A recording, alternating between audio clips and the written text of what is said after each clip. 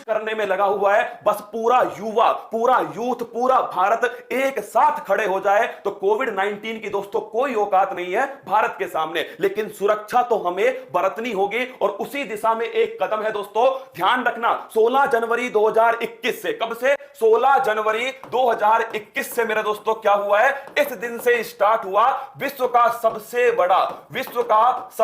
बड़ा टीकाकरण अभियान। कौन सा है? विश्व का सबसे बड़ा टीकाकरण अभियान 16 जनवरी 2021 से कोविड 19 का टीकाकरण दोस्तों स्टार्ट हुआ। उसी कड़ी में 1 मई 2021 से, नोट करना, 1 मई 2021 से 18 वर्ष से अधिक आयु वाले जो भी युवा हैं, जो यूथ हैं दोस्तों, उनके लिए वैक्सीनेशन स्टार्ट होने वाला है 1 मई 2021 से। नोट करना इस तारीख को, 1 मई तुम्हारे लिए, दोस्तों के लिए, परिवार के लिए बहुत जरूरी है दोस्तों।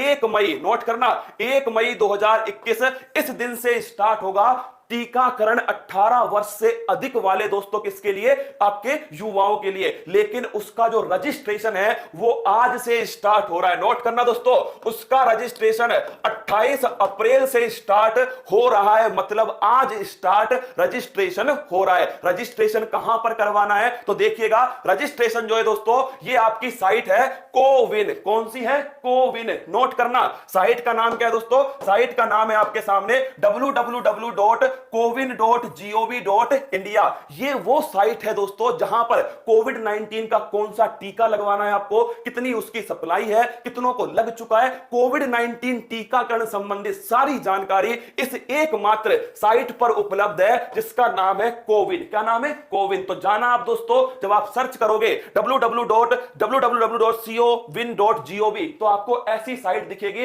इसमें मेरे रसगुल्लो यहां पर देखो, registration sign in yourself आपको लिखा हुआ मिलेगा। यहां पर जाकर आपको रजिस्ट्रेशन करना है। क्या रजिस्ट्रेशन करना है? आज ही कर लेना। क्या आज ही कर लेना दोस्तों, यहां पर जाकर अपना रजिस्ट्रेशन। और रजिस्ट्रेशन के लिए आपको क्या क्या चीज चाहिएगी वो भी नोट कीजिएगा। अगर आप 18 प्लस हैं, 18 से कम है ना, तो दोस्तों अपने आप ये हटा देगा आपको, है ना। अगर आप 18 प्लस हैं तो ध्यान रखना, आपको लॉगिन करना है दोस्तों। दूसरा, आपको रजिस्ट्रेशन करना है अपने मोबाइल नंबर से। साथ में आपको प्रूफ के लिए आधार कार्ड है दोस्तों, या ड्राइविंग लाइसेंस है, ड्राइविंग लाइसेंस हो गया, आधार कार्ड हो गया, ये प्रूफ के रूप में आपको उपयोग में लाना है। इसके बाद में दोस्तों ध्यान रखिएगा, आप सभी प्रूफ के लिए उपयोग में लेके आना है इसको, और आपको रजिस्ट्रेशन कर देना है। 1 मई से वैक्सीनेशन स्टार्ट होगा। उसमें ऑप्शन आएगा कि आपको कहां पर वैक्सीनेशन कराना है। आपके आसपास वाले सेंटर के आएंगे दोस्तों ऑप्शन, आपको सेलेक्ट करना है। और एक बार रजिस्ट्रेशन कराने के बाद में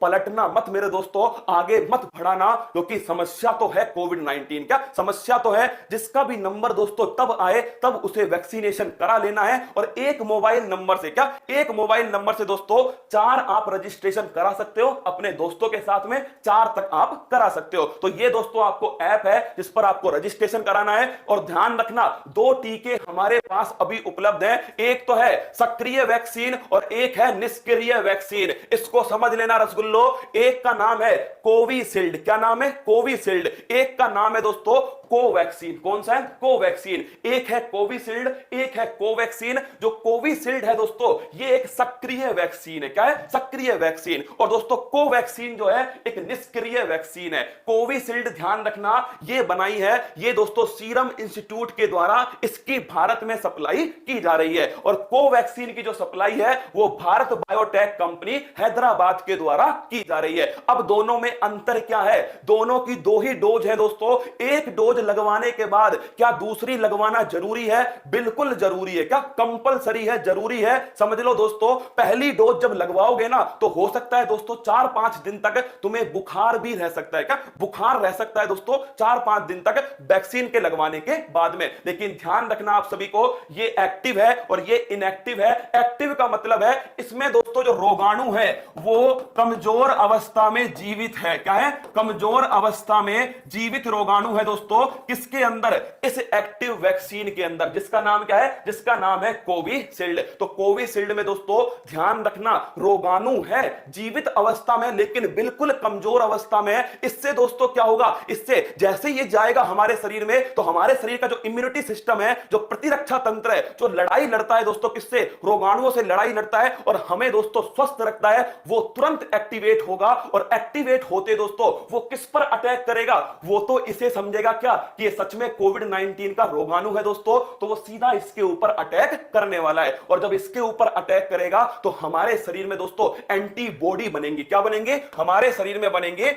एंटीबॉडी। और तभी तो कहते हैं जो कोविड-19 से ठीक हो गया वो अपना प्लाज्मा डोनेट कर दे, क्योंकि उसके शरीर में बन चुकी है एंटीबॉडी। लेकिन सुन लो, जो गलत फहमी में है, जिन्हें पिछली बार कोविड-19 हुआ था, वो ध्यान रखना उनके दिमाग में क्या है? अब की बार थोड़ी होगा कोविड-19, क्योंकि पिछली बार हो चुका है, एंटीबॉडी बन चुकी है। बिल्कुल गलत अवधारणा है दोस्तों। ध्यान रखना, 100 में से केवल 10 लोगों की ही एंटीबॉडी शरीर में बची है, 90 के शरीर में एंटीबॉडी नहीं बची है दोस्तों। इसलिए कह रहा हूं हर किसी को सुरक्षा बरतने की जरूरी है, जिसे हो चुका है उसको और जिसे दोस्तों नहीं हुआ है उसको भी। तो वैक्सीन का उपयोग जरूर करना है। इसमें क्या होगा? कोवैक्सीन दोस्तों इसमें बिल्कुल मृत, क्या है दोस्तों? इसमें ध्यान रखना बिल्कुल मृत रोगाणु है, मतलब ये जीवित अवस्था में नहीं है। इस वाली वैक्सीन का एक फायदा यह हो सकता है, क्योंकि दोस्तों कमजोर अवस्था में जीवित है, क्या है? कमजोर अवस्था में जीवित है, तो हमारा जो प्रतिरक्षा तंत्र है वो बड़ी मजबूती से काम करेगा,